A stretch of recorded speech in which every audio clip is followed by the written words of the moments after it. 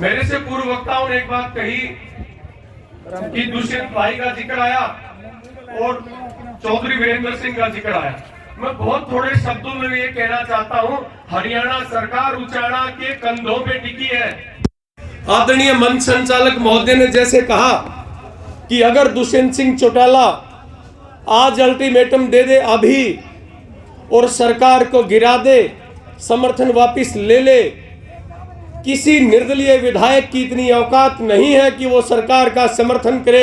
उदाहरण इस बात का है कि दादरी से जो सांगवान साहब हमारे विधायक है, पशुधन के जो चेयरमैन खट्टर ने बनाया था, आप लोगों का पंजा था, आप लोगों का खौफ था, आपका भय था। उस आदमी ने कुर्सी को ठोकर मारनी पड़ी, वो मारना नहीं चाहते थे।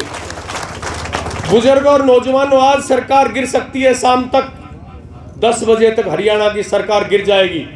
और हरियाणा प्रदेश की वो ताकत है कि हम दिल्ली के 3 तरफ बैठते हैं। एक तरफ उत्तर प्रदेश का नोएडा लगता है, नोएडा भी किसानों की लैंड है।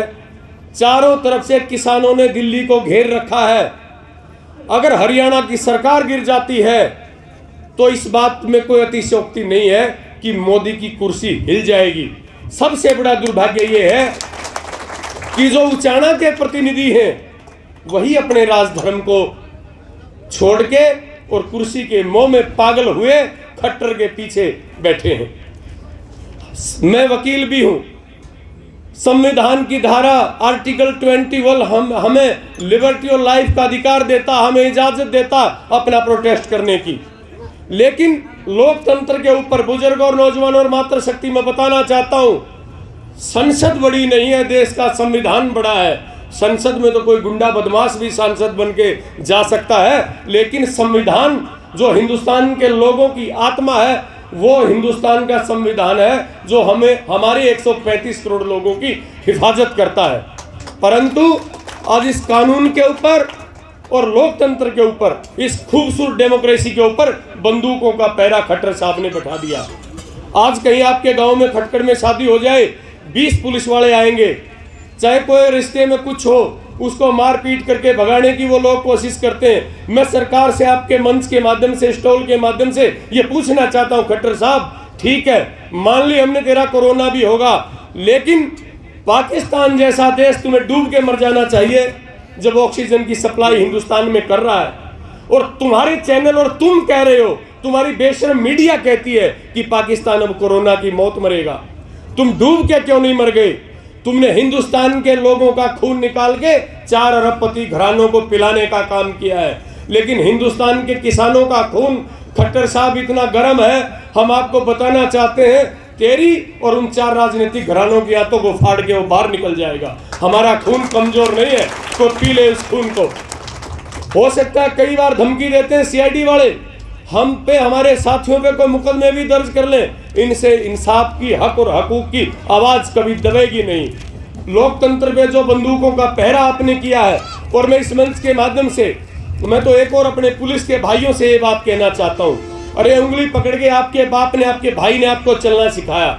आपने जब वर्दी पहनी तो हिंदुस्तान के संविधान की शपथ ली थी। मैं देश की पैरामिलिट्री फोर्सेस को भी कहना चाहता हूँ, हरियाणा की पुलिस को भी कहना चाहता हूं, और तमाम हिंदुस्तान की पुलिस को, जवानों को और ऑफिसर को मैं कहना चाहता हूं, आपने मोदी का और खट्टर का कुत्ता बनने की शपथ नहीं ले रखी, हिंदुस्तान के कानून की शपथ ली है।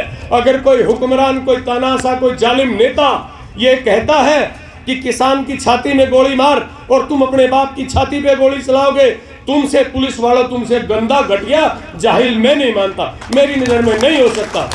अगर कोई वाहियात आदमी कानून के दायरे से ऊपर उठ के और आपके बाप को और आपके भाई की छाती पे गोली चलाने का हुक्म देता है, तो संगीनों के दिशा को बदल दीजिए।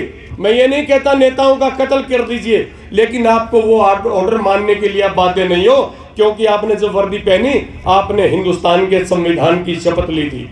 और ज्यादा लंबी चौड़ी बात ना करते, गर्मी का मौसम है, मैं अंत में आप लोगों से यही कहना चाहता हूँ, पंजाब से और हरियाणा से, क्योंकि मुझे बहुत, मेरा काफ़ी जाना रहता है दिल्ली, दोनों बॉर्डर पे बहुत से लोग जाना शुरू हो गए हैं। और आप भी 2 घंटे की कॉल पे, जब भी कोई कॉल आए, ये कोशिश करेगी ये सरकार इसको शाहीन बाग का मुद्दा बनाए। इसको धर्म, मजहब और कोरोना के नाम से जोड़ के उन लोगों को उठाने की जहमत करें, कोशिश करें, चेष्टा करें, आप लोगों ने उसको नाकाम कर देना है। किसी भी सूरत में हमने उसको नाकाम करना है। अगर मोदी को ये लगता है, खट्टर को ये लगता है कि कोरोना है, हम भी मान लेते हैं होगा, फिर करोड़ों देश के नौजवान, लाखों देश के किसान जो बॉर्डर पे बैठे हैं, वो मांग रहे हैं कि हमें तेरी रेमो क्रम की जरूरत नहीं, इन काले कानूनों को जिसको तू संजीवनी बूटी कहता अपने घर में रख ले। भाई भगवान के लिए तू इनसे हमें पीछा छोड़ दे, हमें माफ कर दे, हमें इनकी जरूरत नहीं। अगर तुम्हें हमारी जिंदगी की फिक्र है और तू चाहता कि किसान कोरोना से मर जाएगा, तो ले ले काले कानून वापिस, हम आ जाएंगे वापिस, दे दे एमएसपी की गारंटी, हम आ जाएंगे अपने तंबू खाड़ के। लेकिन बंदूक के संगीनों के पहरे लगा के किसान को डराने की खट्टर साहब कोशिश मत करना। खट्टर साहब, आपको इस मीडिया के माध्यम से, इन किसानों के माध्यम से मैं ये बताना चाहता हूं, किसान को हथियारों से डराने की कोशिश मत करना। जब किसान के घर में कोई बच्चा पैदा होता है तो जन्म नवजात बच्चे की ओरनाल जो होती है ना, हमारी बुजुर्ग माताएं बहनें दाती से और दराज से हमारी ओरनाल काटा करती। हथियारों से खेलना हमारा बचपन का शौक है, किसान को डराने की कोशिश आप मत करना। मर जाएंगे किसान, वापिस नहीं आएंगे। आपने मेरी बात को सुना, मैं पुनः आपसे ये गुजारिश करने के लिए आपके बीच में आया हूं, आप इसी हौसले, हिम्मत, जज्बे और दिलेरी के साथ डटे रहिए। इस सरकार को इससे कायर आदमी नहीं है जो बंगाल में कहता है लाखों की भीड़ मेरे पीछे है, दीदी गई, लेकिन दिल्ली आके कोरोना के ऊपर उपदेश झाड़ता है, भाषण झाड़ता है, जिसके राज में अस्पतालों में जगह नहीं, शमशानों में, कब्रिस्तानों में जगह नहीं। ऐसे बेहुदा आदमी को हम बनाना जानते हैं तो ठोकर मार के गिराना भी जानते हैं।